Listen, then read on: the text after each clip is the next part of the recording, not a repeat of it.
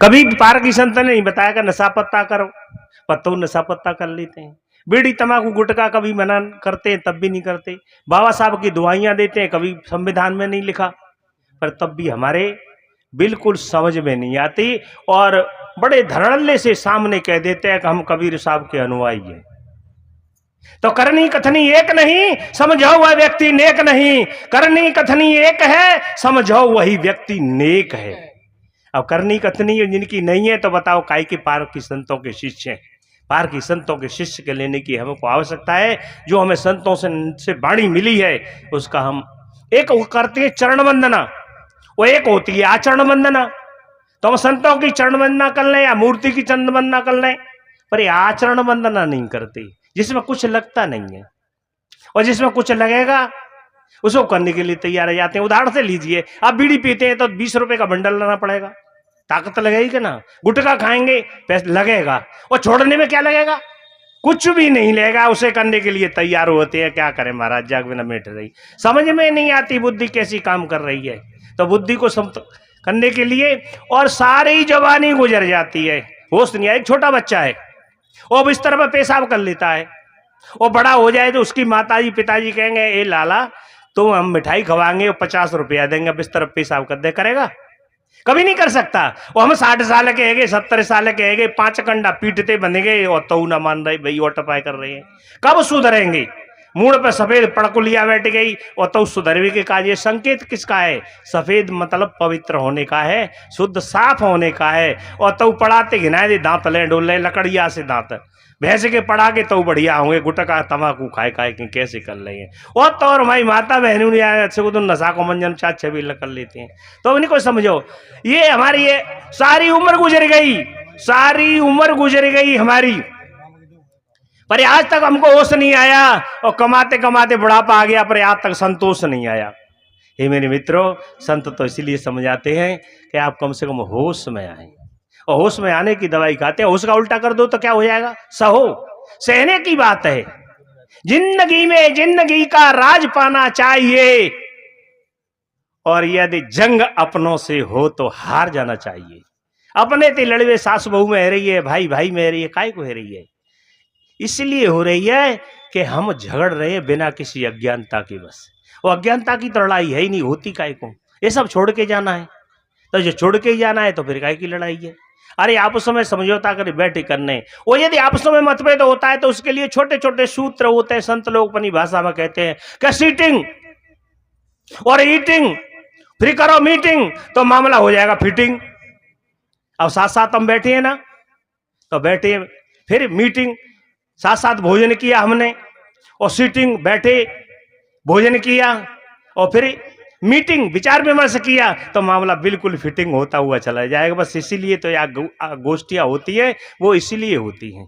पर हम इनकी बात का मानते हैं, यहीं यहीं पाठ और आगे चल तक हम कद सपाट यहीं झरा के चल जाएंगे, सत्संग बिल्कुल लेके नहीं जा पाते। ये मेरे मित्रों, सत्संग में यदि आते हुए हैं तो हमको निश्चित ही अपनी वाणी से और हमको जाना चाहिए और समझना चाहिए। बार बार संत है, और यहाँ तो बार बार संत समझाते रहते हैं, पर समझ में नहीं आती। हर रोज सुनते हैं, सत्संग सुनते सुनते हमको इतनी उम्र गुजर गई, पर आज तक होश नहीं आया। सारे जवानी गुजर गई हमको, पर आज तक हमारी समझ में बात आ ही नहीं पाई, यानी कब आ पाएगी? हे मेरे मित्रों, सारे जीवन करते रहे धन धन धन, और एक दिन तेरा हो जाएगा निधन। तस्वीर पर माला होगी, उसे कोई भी नहीं करेगा स्वाप। एक दिन तेरी जल करके 2 मुट्ठी हो जाएगी राख। बस तेरी यही है औकात, काई को झंझट करता है रे? समझ में आ जाती, समझने की बात है, इस बात को मान ले। जहां तक भूल गए हम लोग, तभी संत गुरुजन बड़े भाषा से समझाते हैं। भूला लोग कहे घर मेरा, जागर में तू भूला डोले, ये घर ना ही तेरा। जिस घर को तू अपना कह रहा है वो तेरा घर है ही नहीं। अब तुम कह क्यों नहीं घर मेरा है, मैं इसमें रह रहा हूं, मैंने बनाया है, मैंने इसमें ईंट पत्थर चूना गारा किया है, सीमेंट किया है, सरिया लाया हूं, लगाया, बड़ी मेहनत की है, मेरा है। और तुम पूछो वहां चिपक ली रह रही भैया करो, तुम आज आए हो, हम तो यहाँ सात सागते रह रही। तो चेटी निकल आई, वो कह रही है दीमक निकल आई, वो कह रही हम तो यहाँ पहले थे माओ बमीटो तो, और तुम कह रहे हो यहाँ घर तुम्हें प्लॉट तो कल खरीदो, अब बनाए पाओ है। हम तो सात सागते रहता है, तो त्या घर है वो मेरो घरो बताऊ, जीवन मच्छी निकल आई वहां में थे। और चूहा कह रहा है कि तू अपनो घर बता रहे हो, अरे हम जावे सात साग तेरे रहता है, ये नहीं मानो चाहे गेहूं ने काट खाए वो तय कपड़ा नहीं काट दे तो तुम कह रहे हो घर में हो तो घर कौन को मुंह निकाल के नहीं देख लो जावे थी वो तो कह रहे हैं घर मेरा भूला लोग कहे घर मेरा और जा घर में तू भूला डोले सो घर नाई तेरा। जा घर में बोल रहे हैं, अब उस घर से पलट के अपने घर के ओर आ जाइए। ये शरीर रूपी घर है और ये शरीर रूपी घर है, ये तेरा है, इसमें तेरा क्या लग गया रे? माँ बाप के संयोगों से शरीर मिला है तो इसमें भी तेरा कुछ भी नहीं है।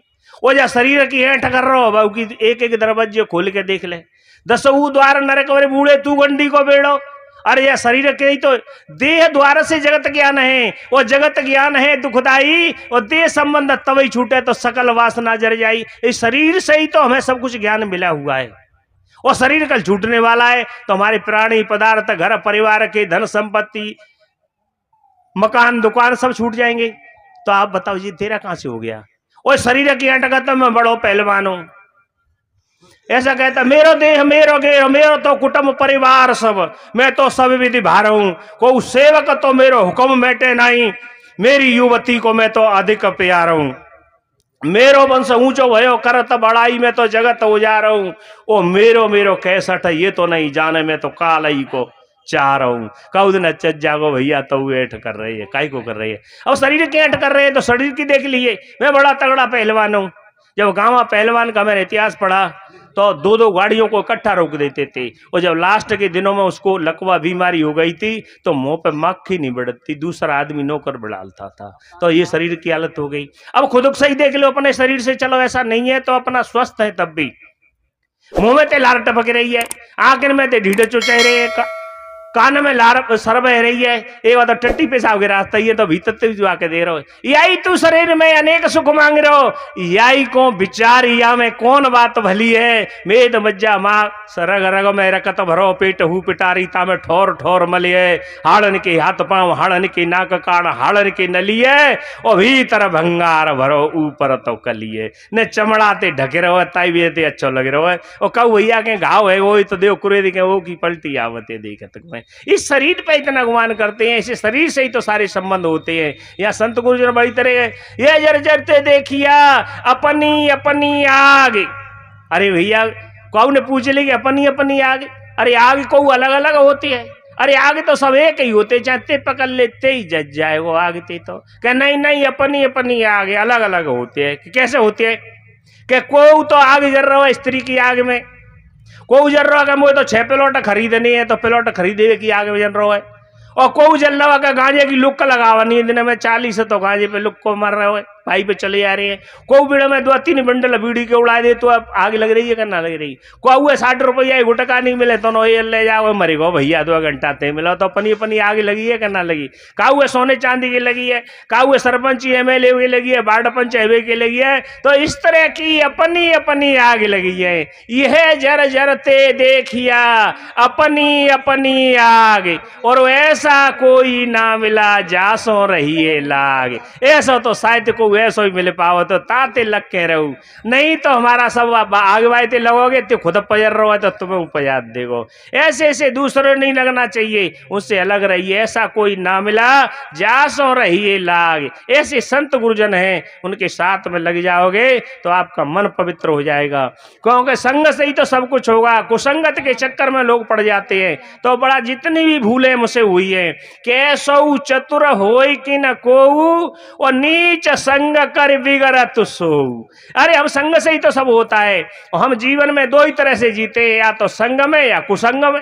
या तो बढ़िया संग होगा उसके साथ रहेंगे, और या कुसंग में रहेंगे। और भैया कुसंग वाले के संग रहेंगे तो सारे एमाल अपने आप आ जाएंगे। थोड़ा सा उदाहरण करके देख लीजिए आप, बीड़ी वाले के संग रहेंगे देख लो, बिल्कुल बीड़ी मत पीना, और बीड़ी नहीं पियोगे तो 35% धुआं तुम्हें जब रही थे सुहाए देगो, अब मर रहा दूसरे हुए मरवाए देगो। बिल्कुल मत मिलकाएंगे, पियो पर सिगुद न पिएगो तम्बाकू धुआं कौन पे लगेगो, लगेगा नहीं लगेगो।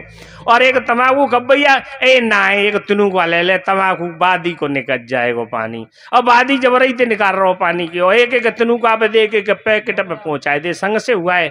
यदि कोई भी व्यक्ति गरीबी में जीता है और अच्छे अमीर आदमी के साथ में रह लेता है तो 2-3 साल के अंदर उसमें ऐसी विद्या आ जाएगी, वो अमीर हो जाएगा। और यदि भैया कहूँ ने बीड़ी नहीं पियो, को गुटका तमाकू नहीं होई और पऊ हवाई के संगल है ले, तो गारंटी है 2-3 महीना में बोतल रेट पहुंच जाएगी, ये गारंटी की बात है। इसलिए ता लाइन फॉल्ट होए ऐसे भैया ते कनेक्शन काट दियो, जहाँ तुमने ऐसा समझ में आ जाए तो। जहाँ लाइन फॉल्ट है वहां से बिल्कुल कनेक्शन काट दें मेरे मित्र। अच्छे लोगों से हमेशा संबंध बनाइए, अच्छे लोगों के साथ रहेंगे तो आपको अच्छी बात मिलेगी, और नहीं तो घटिया लोगों पे बढ़िया रखी कहाँ है। अब नींव में चाहता कुरे दे के देख लो, वो तो कड़ो ही नहीं करेगो, और शक्कर के बोरा में चाहे नीचे ते ऊपर ते बीच में निकाल लो तब तो मीठा ही नहीं करेगो। इसलिए जो ऐसे लोग हैं मेरे मित्रों, उनसे कनेक्शन काट दें, अच्छे लोगों के आप सानिध्य में रहें, तभी हमारे जीवन का गुजारा हो सकता है और तभी हमारे जीवन का कल्याण हो सकता है। तेई साहिब की लाग वसात ऐसे संत गुरुजनों के साथ रखिए और आपके जीवन का कल्याण हो जाएगा। और भैया का जो मैं इतना ही कह के वाणी को विराम देता हूँ। सबका मंगल हो, सबका विकास हो, सबके अंदर जो परम तत्व परमात्मा बैठा है, 3 बार वंदन है, अभिनंदन है। साहेब बंदगी साहेब। हेलो।